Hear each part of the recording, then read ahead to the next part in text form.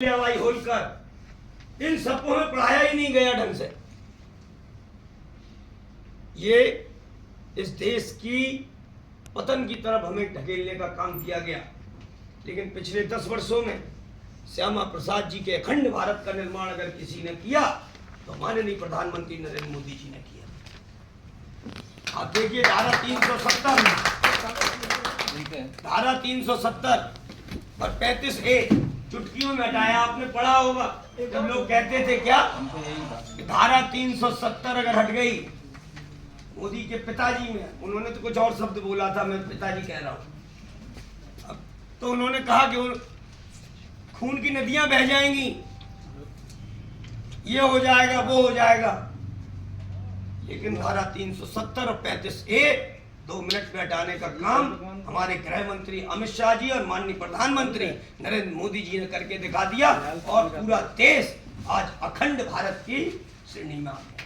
कश्मीर से कन्याकुमारी तक पहले हम कहते थे कि हम अखंड भारत, लेकिन आज अखंड भारत है जहां पर लाल चौक पर तिरंगा झंडा लहराया जाता है। पहले यही नरेंद्र मोदी 92 में गए थे तिरंगा लहराने के लिए, तब कितना वो था। आज वहां तिरंगा लहरता है। आज हम देखते हैं कि जब श्यामा प्रसाद जी कहते थे कि इस देश में 2 संविधान 2 विधान 2 झंडे नहीं चलेंगे, और इसीलिए उन्होंने अपने प्राणों की आहुति दी। बंगाल का विभाजन हुआ, उन्होंने ठाना, तब आधा बंगाल भारत को मिल सका। श्यामा प्रसाद मुखर्जी जी का बलिदान आज भारत को मजबूती दे रहा है, आज भारतीय जनता पार्टी को मजबूती दे रहा है।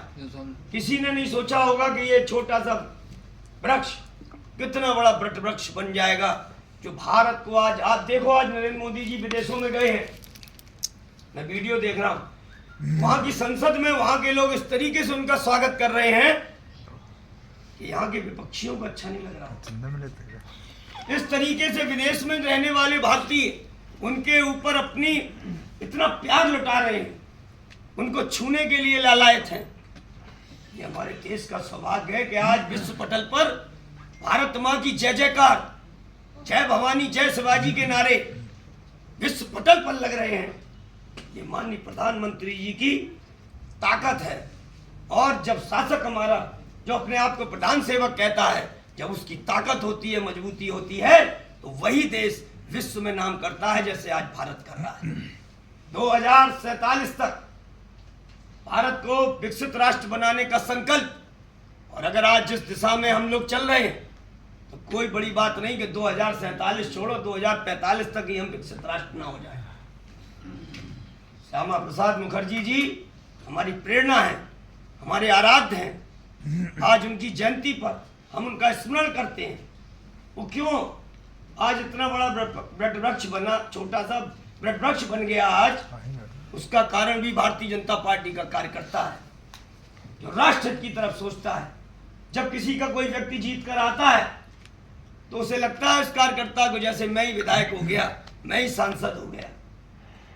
मैं बताना चाहता हूं कि जब मैं तीसरी बार जीत के आया, हमारे भाई साहब बैठे हैं अशोक वर्मा जी, आपका स्नेह प्रेम ये पहुंचे और फूलों की इतनी बड़ी गठरिया और कम से कम 25-30 माला, और उन्होंने हमें हमारे साथ पूरे आए। और जब भी कोई जितने हम लोग पैदल लेके जो लोग आए, जब हम लोग जो भी मिले गले मिले तो आप फूल डाल के शरद वाजपेयी जिंदाबाद के नारे लगाने लग रहे थे। ऐसे लोग, ऐसे भाजपा के कार्यकर्ता बैठे हैं।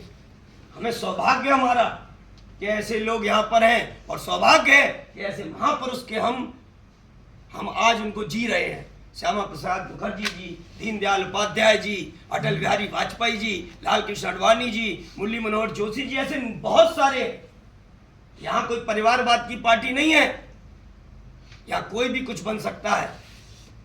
इस मंच पर आज मुख्य अतिथि के रूप में राजकमल जी बैठे हुए हैं, यादव जी हैं, लेकिन बैठे हैं। लेकिन आज तक विपक्षी पार्टियों ने जो यहाँ की मूल विपक्षी पार्टी है उसने कभी भी आपकी जाति को कभी यहाँ आगे नहीं बढ़ाया। भारतीय जनता पार्टी है, सब कुछ हो सकता है, यहाँ के कार्यकर्ता सब कुछ कर सकते हैं। क्यों? जबकि हमारे बड़े जो हमारे दीनदयाल जी और हमारे श्यामा प्रसाद जी, जिन्होंने अपने प्राणों की आहुति देकर इस भारत को, अब बंगाल को बचाया, कश्मीर को बचाने के लिए अपने प्राणों की आहुति दी, परमिट तोड़ा, झंडा लहराया।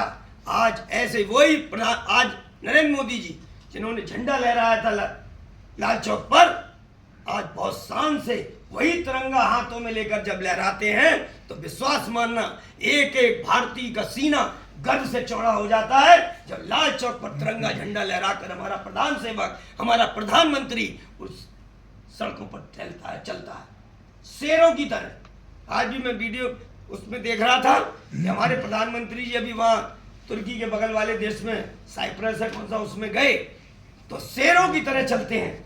लगता है कि भारत का कोई ताकतवर प्रधानमंत्री कहीं विदेशों की धरतियों पर है। और आज इसीलिए सब लोग भारत को नमन कर रहे हैं, क्योंकि श्यामा प्रसाद मुखर्जी जी ने जिस तरह से इस देश की ताकत के लिए, इस देश की अखंडता के लिए अपने प्राणों की आहुति दी, आज हम उनको नमन करते हैं। मैं उन्हें अपनी श्रद्धांजलि अर्पित करता हूं और ये आशा करता हूं कि भारतीय जनता पार्टी उनकी प्रेरणा पर, उनके आदर्शों पर और आगे चलकर इस देश को विकसित राष्ट्र बनाने का काम करेगी। जय हिंद, जय भारत, जय भारत।